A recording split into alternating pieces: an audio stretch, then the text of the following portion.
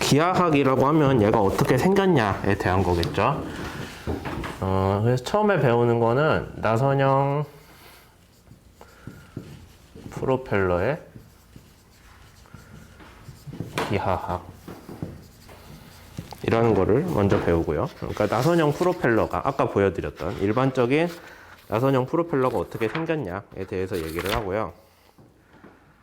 그다음 얘를 2차원 날개들이 모여서 3차원 프로펠러를 만들거든요. 그래서 2차원 날개, 그 다음에 3차원 상에 어떻게 배치를 하냐에 대해서 얘기를 해요.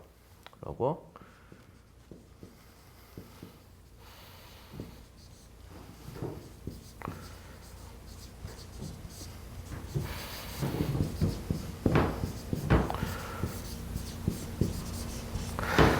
프로펠러가 어떤 식으로 추력을 만드는가에 대해서 설명을 하긴 하는데 정확한 설명은 아니고요. 왜냐하면 뭐 정확한 해석 같은 거는 우리 수업의 범위를 넘어가잖아요. 나중에 뭐 여러분들이 4학년 때 프로펠러 설계를 듣는다거나 아니면은 대하고 나서 뭐 프로펠러 관련 수업을 듣는다면 그때 정확한 것들을 배울 거고, 여기선 근사 이론이라고 해서 대충 이런 식으로 해석하면 되겠구나라는 거 정도를 배웁니다. 거기까지 하면 아마 8장이 끝날 텐데. 근데 여기에 대해서도 원래는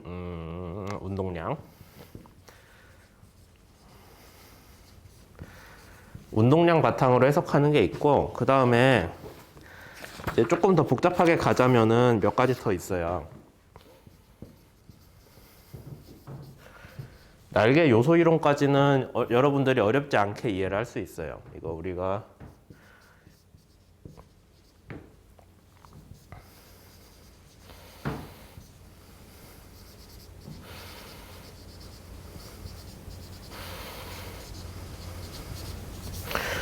블레이드 엘레먼트 모멘텀 시어리라고 해서 날개 요소 각각의, 그러니까 날개가 3차원이지만 2차원 날개들로 쪼개서 걔네들 성능을 각각 더해줘서 전체 프로펠러의 성능으로 치환하는 그런 게 있거든요. 이걸 우리가 BEMT라고 많이 쓰는데, 프로펠러에서도 쓰긴 썼는데 실제로는 조류발전 터빈 아니면 풍력발전 터빈 그런 거에서 더 많이 쓰긴 써요. 아직도 많이 씁니다. 왜냐하면 해석이 쉽거든요. 그런 게 있고, 뒤에 보면 뭐 양력선, 양력면이 있긴 한데, 순환이론.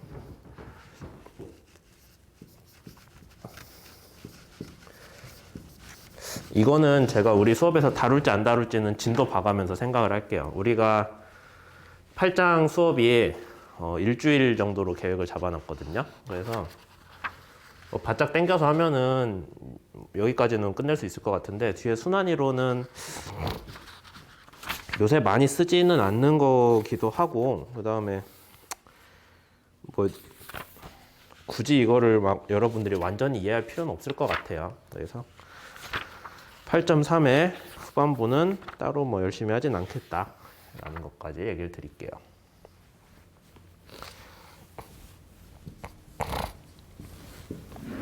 네. 그럼 이제 우리가 수업을 시작할 건데, 우선 먼저 배울 거는 2차원 날개 단면이에요.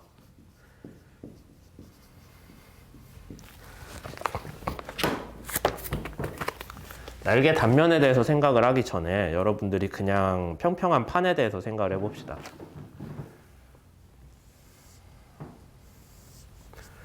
평평한 판이 있고요. 거기 주위에 유동이 흘러서 들어왔다가 흘러서 나가요. 유동 색깔은 파란색으로 할게요.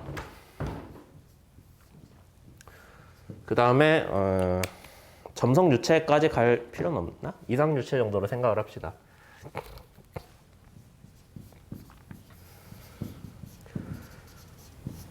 이렇게 그냥 흘러왔다 흘러가겠죠. 뭐 딱히 경계층도 없을 거고. 여러분들이 판을 좀 기울였어요. 너무 심하게 기울이지 말자. 받은 각 한 15도 정도로 기울였다고 칩시다. 받은 각이라는 거는 유동이 오는 방향에 대한 각도예요.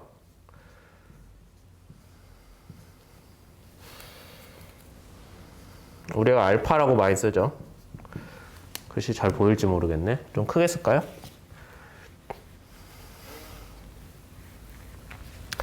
받은 각이라는 거는 이 물체가 유동이 오는 방향에 대해 이루는 각도고 뭐 알파가 15도 뭐 이런 식으로 쓸 수 있겠죠. 그러면 이상유체라고 했어도 우리가 물리적으로 유동이 이렇게 얘 표면을 따라 흐를 거란 거 생각할 수 있어요. 끝에서 어떻게 될까요? 이 길이 방향을 따라서 흐르겠죠.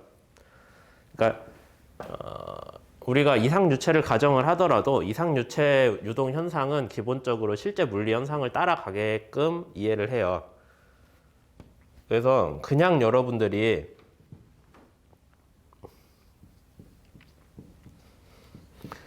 그냥 이상유체에서 얘네 둘을 더하잖아요. 그럼 어떻게 나오냐면은 해석을 하면 이렇게 나와요. 들어온 대로 나갑니다. 그게 우리가 무슨 얘기로 배웠어요? 이거를 그 달란벨트 파라독스랑 비슷한 개념이죠. 아니 물체가 놓였는데 걔가 영향을 줘야 되는데 앞이랑 뒤를 잘라서 보면 영향을 전혀 안 준 것 같아요. 들어왔다가 돌아서 나가요. 원래는 이런 식으로 나와야 되는데 이게 물리적으로 타당하지가 않잖아요. 실제 현상이 안 그런데. 그래서 여러분들이 배운 게 서큘레이션이라는 거를 배우죠. 영어 알파벳 감마로 표현을 하는 순환. 여기 배우는 순환이랑 똑같아요.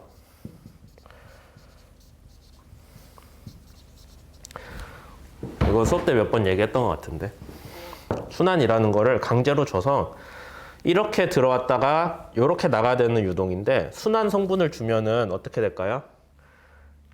얘는 여기 들어오는 유선들은 좀 위로 이동하고 여기 들어오는 유선은 좀 아래로 이동하겠죠. 그래서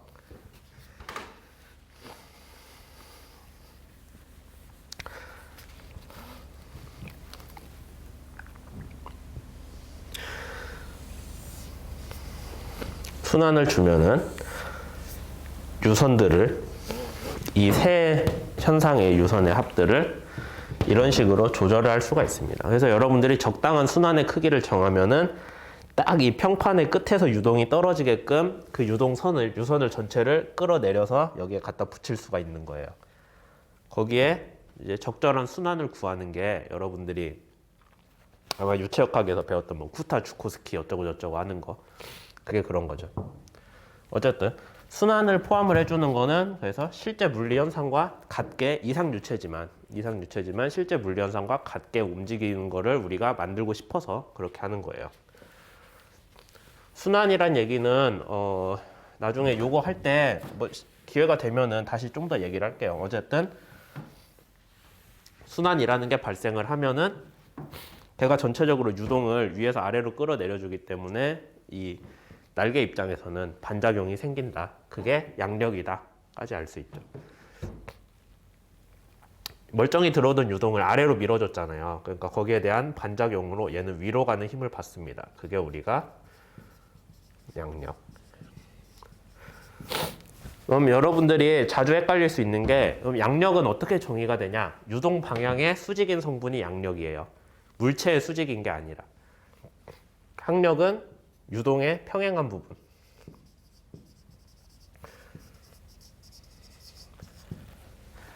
뭐 이런 것들 배웠겠죠. 근데 이렇게 평판을 놓고 하면은 얘가 평판은 뒤에는 알겠는데 앞쪽에서 유동이 실제로 어떻게 나와야 되냐면은 이게 또 문제예요. 서큘레이션을 주면은 요렇게 가야 되거든요. 그러니까 여기는 해결되는데 여기가 좀 마음에 안 들어요. 근데 그거는 뭐 포텐셜 유동 해석의 태생적인 한계고 이런 상황에서 그럼 우리가 날개래 아직은 평판이죠.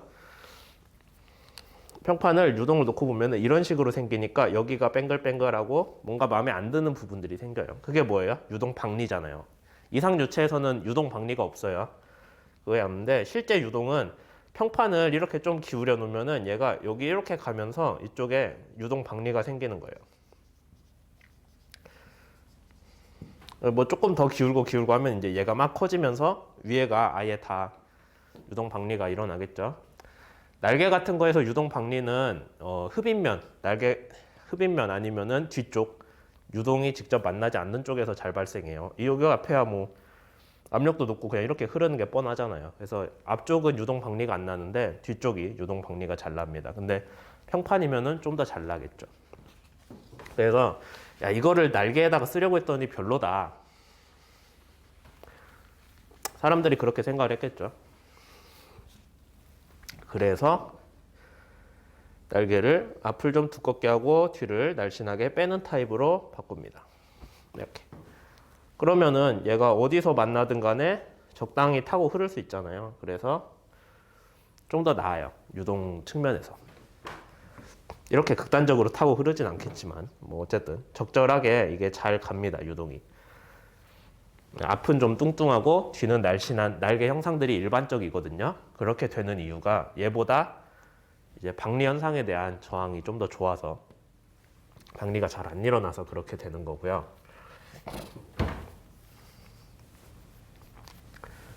이게 저도 정확한 연도는 기억 안 나는데 한 2차 대전 이전에 그때는 비행기 날개가 얇을수록 좋다는 생각을 했어요, 사람들이.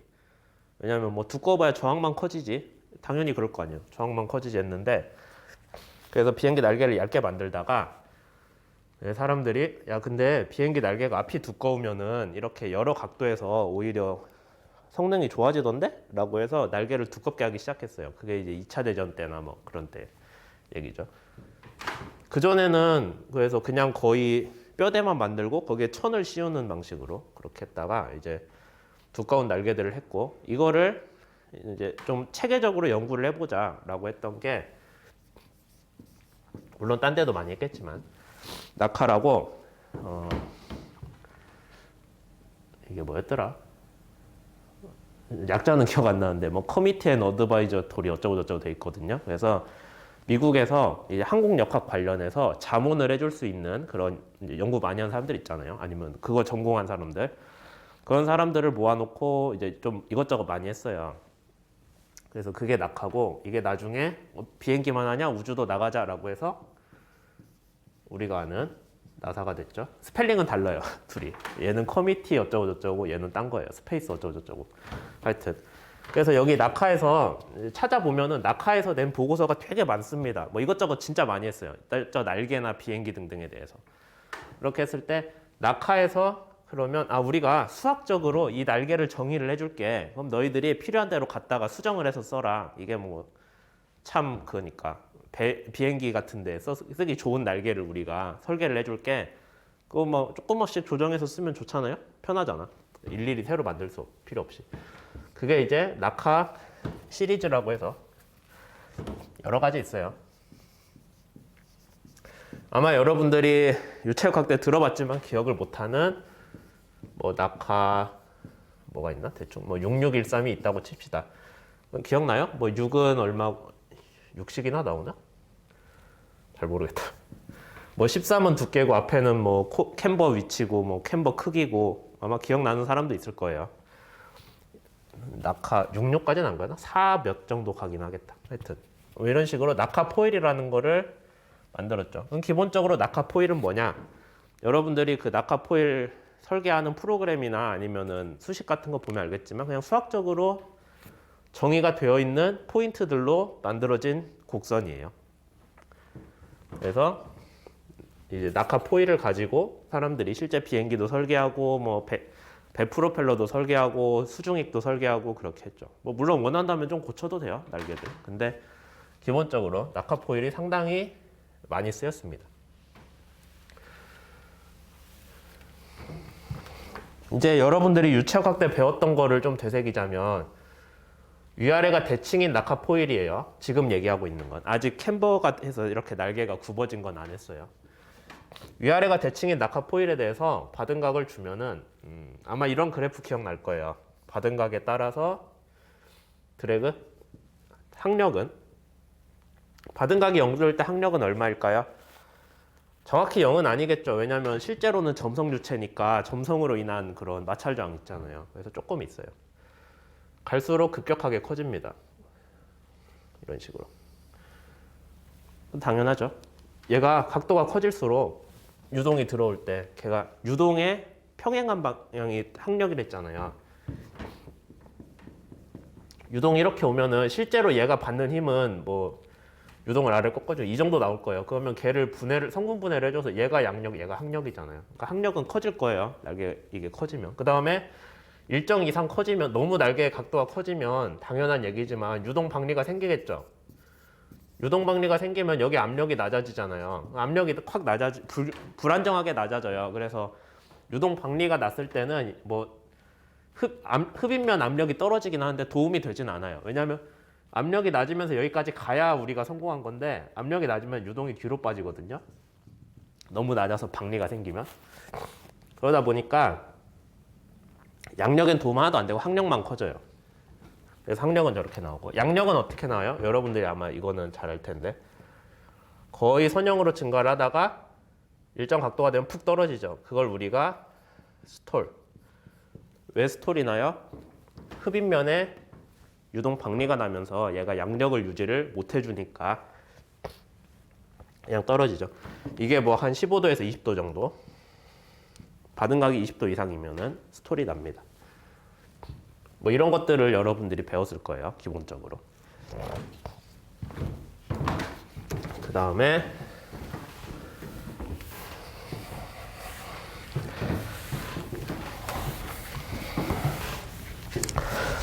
다음에 이제 사람들이 생각을 한 게, 어차피 날개가 어떻게 생겼든 간에 우리가 이상유체 해석을 하자면은, 아니면 뭐 실제 유체도 그래요. 점성유체라고 해도 들어오고 어떻게든 유동을 아래로 빼주면은 거기에 대한 반작용으로 양력이 생기는 게 아니냐.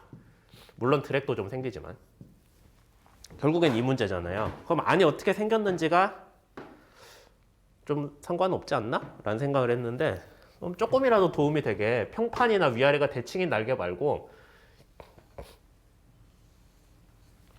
이렇게 좀 굽혀보자. 날개를 좀 더 극단적으로 그려볼게요.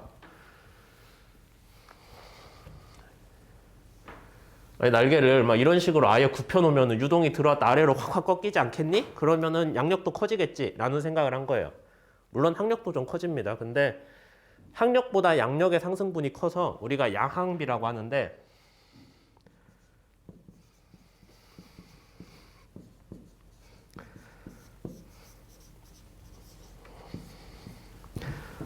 이렇게 날개를 휘면은요, 양력을 발생하는데 드는 항력이 둘 다 좀 커지긴 해요. 양력도 커지고 항력도 커지는데, 어쨌든 양력 상승분이 더 커요. 그러니까 설계하는 입장에서는 뭐 항력은 좀 커지긴 한데 양력이 오히려 더 커지니까 이거는 비행기 입장에서는 좋은 거 아닌가? 양력이 커졌잖아요. 어쨌든 더, 그러니까 낮은 속도에서도 충분한 양력을 뽑아내는 거죠. 그래서 이거 비행기 날개를 이렇게 굽히면 더 좋다라는 걸 찾았죠. 그렇게 굽힌 정도를, 원래 날개에서 얘가 중심선을 따라서 이렇게 허리가 굽은 정도를 우리가 캠버라고 하고요. 캠버라고 아마 들어봤을 거예요. 우리 캠버가 여기 말고 또 배 설계할 때도 쓰이죠. 배 전체 그려놓고 배가 이렇게 등이 굽은 게 캠버잖아요. 슈어였나? 아무튼 거기도 캠버가 들어가거든요. 그러니까 뭔가 평평해야 되는데 굽어서 있는 정도를 우리가 캠버라고 부른다라는 거 알면 되겠죠. 또 따로 캠버라고 부르는 게, 여러분들 자동차 바퀴 있잖아요. 그게 앞에서 자세히 보면 이렇게 평행하게 안 돼 있고 안으로 좀 모여 있거든요.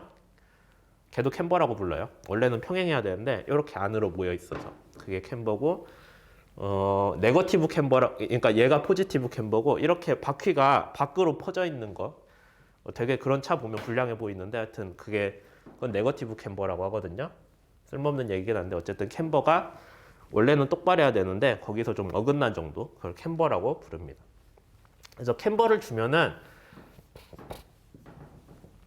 받은각에 따른 양력 특성이, 원래는 이렇게 가던 애가 받은각이 0도더라도 캠버가 있기 때문에 기본적으로 유동을 아래로 밀어주는 역할을 하잖아요. 그러니까 캠버의 영향으로 좀 양력이 증가를 해요. 그 다음에 아마 얘는 좀 떨어지겠죠. 스톨은 좀 일찍 나겠죠. 실속은 좀 일찍 나긴 할 텐데 어쨌든 양력 자체는 증가를 해요. 그래서 캠버가 있으면 좋구나 라고 우리가 알 수 있죠. 날개를 설계할 때는, 그래서 요새는 캠버를 얼마나 주냐. 그 다음에 최대 캠버가 어디서 발생하냐. 날개 앞쪽이냐, 뒤쪽이냐. 거기에 대해서 얘기를 하게 됐고요. 그 낙하 포일 보면 뒤에 숫자 4개 있잖아요. 그 중에 앞에 2개가 캠버 위치랑 캠버 크기예요. 그래서 위아래가 대칭인 날개는 낙하 00 땡땡이라고 나오고 그 00은 캠버가 크기도 0이고 크기가 0이니까 어디가 최대 캠버다라고 정해줄 이유가 없잖아요. 그래서 00이고 뒤에 땡땡은 날개 최대 두께랑 길이의 비거든요. 그래서 얘는 숫자가 살아있죠. 이런 게 우리가 아마 여러분들이 유체역학 때 배웠던 부분일 거예요. 그러면 2차원 날개 단면은 어떻게 설계를 하냐? 이제 그게 문제죠. 먼저 선을 하나 긋고요. 거기에다가 낙하 포일이든 아니면 뭔가 좀 변형된 포일이든 간에 배치를 해줘요. 위아래 대칭으로 단면 형상을 배치를 해줍니다. 그 다음에 얘를 얼마나 등을 굽게 할지, 즉 캠버를 얼마나 줄지를 얼마만큼의 캠버를 줘서 걔를 여기 앞코에서부터 어느 정도 위치에 줄지, 어느 정도 위치에 얼마만큼의 캠버를 줄지 정해요. 그러면 걔를 따라가는 캠버 라인이 그려지죠. 이 캠버 라인도 낙하 포일에서는 수식으로 정해져 있어요. 우리는 캠버를 말이죠. 이렇게 하고 싶어요. 그런 거 없어요. 여러분들이 원한다면 해도 되는데 별로 성능에 좋진 않을 거예요. 그래서 등이 굽은 2차원 날개를 이렇게 얻어내죠. 그럼 원래 날개는 지워버리고.